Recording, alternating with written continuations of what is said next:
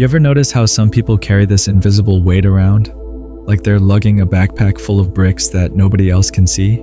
They move through life slower than they should, tired in ways that sleep can't fix, drained by something that isn't quite visible on the surface. Meanwhile, others seem to glide through existence with this effortless lightness, unburdened by the same heaviness that crushes everyone else. Here's the thing that'll mess with your head. Most of that exhaustion isn't coming from what's happening to you right now. It's coming from what already happened, what's already gone, what's already over. But your mind, your emotions, your entire nervous system is still carrying it around like it's happening in real time. Think about it. How much mental energy do you spend replaying conversations that ended months ago? How much emotional bandwidth gets eaten up by relationships that don't even exist anymore? How often do you find yourself mentally arguing with people who've already moved on, defending yourself against criticisms that were spoken years ago, or feeling hurt by situations that have zero impact on your actual life today? It's like your brain is a hoarder, collecting emotional junk and refusing to throw anything away. Every slight, every disappointment, every moment of embarrassment gets filed away in some mental storage unit that you keep paying rent on, even though you never actually go there to use any of it. And here's what's really wild. The people who hurt you, disappointed you, or let you down, they're not carrying any of that weight. They're not losing sleep over what they did to you. They're not replaying those moments on an endless loop.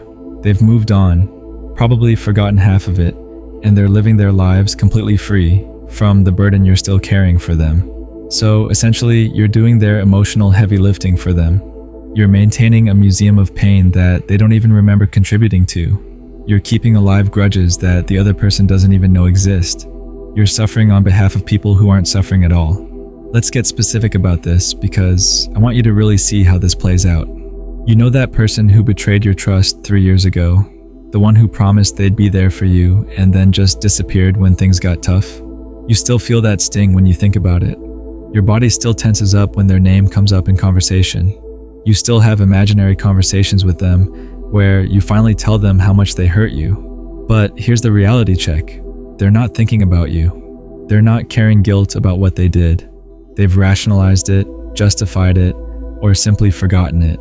They're living their life, pursuing their goals, probably repeating the same patterns with other people, completely unburdened by what they put you through. And you're still there 3 years later, carrying their emotional debt. You're still angry about something that has zero impact on your current reality. You're still wounded by someone who isn't even in your life anymore. You're still letting their past actions dictate your present energy levels. This is why you're exhausted. Not because your life is particularly difficult right now, but because you're living multiple timelines simultaneously. You're not just dealing with today's challenges, you're also carrying yesterday's pain, last month's disappointments, and last year's betrayals. You're trying to function in the present while your emotional system is stuck, processing events that are already finished. And it gets worse, because you're not just carrying the weight of what actually happened.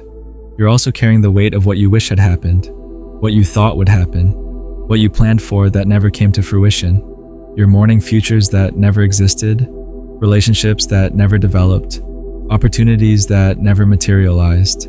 You're exhausted because you're trying to live in 3 different realities at once. The past that's already over, the present that's actually happening, and the future that exists only in your imagination. No wonder you're tired. No wonder you feel like you're running on empty. You're not just managing your actual life. You're managing a whole collection of lives that exist only in your head. Here's something that might sound harsh, but needs to be said. Most of the pain you're carrying isn't even serving you anymore. It's not protecting you. It's not teaching you valuable lessons. It's not making you a better person. It's just there, taking up space, consuming energy, making everything harder than it needs to be. You know what's really messing with people's heads? They think holding on to this stuff makes them loyal, makes them deep, makes them someone who really feels things. Like somehow letting go of old pain would make them shallow or uncaring. But that's not depth. That's just addiction to suffering. That's not loyalty. That's just an inability to move forward. The people who seem to have endless energy, who bounce back from setbacks, who don't get dragged down by life's inevitable disappointments, they're not superhuman. They're not emotionally numb. They've just figured out how to travel light. They've learned to put down the bags they don't need to carry. They understand something crucial. Honoring your experiences doesn't mean carrying them with you everywhere you go. You can acknowledge that something hurt you without letting it continue hurting you. You can learn from disappointment without staying disappointed. You can remember what happened without living like it's still happening. And here's the part that's going to sound almost too simple to be true. The moment you stop carrying what's already gone, you'll have energy you forgot you had. You'll feel lighter in ways you didn't even realize you were heavy. You'll have mental space for new experiences, new relationships, new possibilities that you couldn't even see before because you were too busy managing old business. But here's the real question. If all of this is true, if carrying the past is what's draining you, then why is it so hard to let go? Why do people cling to old pain like it's precious cargo? Why do we hold on to grudges, replay old arguments, and maintain emotional connections to people who've already moved on? The answer is more complex than you might think, and it has everything to do with how your brain is wired to process unfinished business. Your mind doesn't like loose ends. It doesn't like stories without resolution. It doesn't like situations that feel incomplete or unfair. So when someone hurts you and never apologizes, when a relationship ends without closure, when you're treated unfairly and never get justice, your brain keeps that file open. It keeps running background processes, trying to solve problems that can't be solved, trying to finish stories that are already over. It's like having too many browser tabs open on your computer. Each one is consuming processing power, slowing down the whole system, even though you're not actively using most of them. But unlike browser tabs, you can't just click an X to close these mental loops. They require a different kind of intervention. The exhaustion you're feeling isn't just emotional, it's neurological. Your brain is literally working overtime, trying to process information that doesn't need to be processed, trying to solve problems that don't need to be solved, trying to complete tasks that are already finished. And this is where most people get stuck. They think the solution is to figure out the past, to make sense of what happened, to get closure from the people who hurt them. But that's like trying to finish a puzzle when half the pieces are missing. You can spend forever trying to complete something that was never meant to be completed, at least not in the way you imagine. The real breakthrough comes when you realize that completion doesn't come from the outside. It doesn't come from getting apologies you'll never receive, explanations that will never make sense, or justice that will never arrive. Completion comes from your decision to stop participating in unfinished business. This is why some people can experience terrible things and still move forward with their lives, while others get stuck on relatively minor disappointments for years. It's not about the severity of what happened. It's about their relationship to incompleteness. Some people can live with unanswered questions, while others exhaust themselves trying to answer questions that don't have answers. And here's what's really going to mess with your head. The very act of trying to get closure often prevents closure from happening. The more you chase resolution, the more you reinforce the idea that you need resolution to move on. The more you demand answers, the more power you give to the people who withhold those answers. The most exhausting thing you can do is make your peace of mind dependent on other people's actions. Because here's the truth. You can't control whether someone apologizes, whether they acknowledge what they did, whether they feel guilty, whether they change their behavior. You can't control whether life feels fair, whether bad things happen to good people, whether the universe makes sense. But you can control whether you keep carrying weight that isn't yours to carry. You can control whether you keep participating in drama that's already over. You can control whether you keep giving your energy to people who aren't giving their energy to you. This is where the real work begins, not in figuring out the past, but in deciding what you're going to do with the present. Not in getting closure from others, but in giving closure to yourself. Not in making sense of what happened, but in making peace with not needing it to make sense.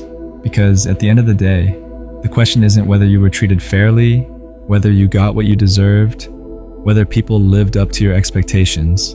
The question is, what are you going to do with the life you have right now? Are you going to spend it carrying other people's debt? Or are you going to use it to build something that actually belongs to you? The people who seem to have unlimited energy, who bounce back from anything, who don't get bogged down by life's inevitable disappointments, they figured out the secret that most people never learn. The past is only as heavy as you decide to make it. And the moment you decide to put it down, you'll discover energy you forgot you had. So now you've identified the problem, you know where the exhaustion comes from, and you understand that letting go isn't about becoming careless. It's about becoming strategic with your energy. But here's the thing most people don't want to hear. Even after you recognize this pattern, your brain will fight you on it. See, your mind has spent years conditioning itself to hold on to everything. It's like a digital hoarder that saves every email, every photo, every random thought. Because what if you need it later? What if that grudge from 3 years ago becomes relevant again? What if that embarrassing moment from high school suddenly matters? But here's what actually happens when you start practicing real detachment. At first, it feels wrong. Your brain will scream at you that you're being irresponsible, that you're giving up, that you're not taking things seriously enough. That's normal. That's the old programming trying to keep you stuck in familiar patterns. The trick is to start small. Pick one thing today that you've been carrying around unnecessarily. Maybe it's a conversation that didn't go the way you wanted. Maybe it's a missed opportunity you keep replaying. Just set it down. Not forever, not dramatically, just for today. Notice what happens when you do this. You don't fall apart. The world doesn't end. Nobody even notices except you. And suddenly there's this space where that weight used to be.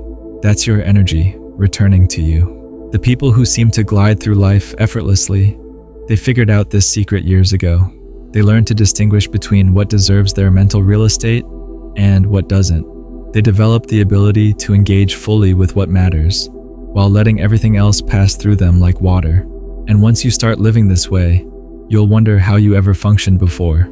Because carrying around emotional baggage isn't just exhausting, it's expensive. Every unresolved conflict, every replayed scenario, every what if you entertain costs you something. It costs you presence, creativity, spontaneity, joy. The exhaustion you feel isn't because life is too demanding. It's because you're trying to live multiple lives simultaneously. The life you're actually living, plus all the alternate versions where things went differently, plus the imaginary future where you're still dealing with past problems. But you only get one life, happening right now. And when you finally put down what's already gone, you free up enough energy to actually live it.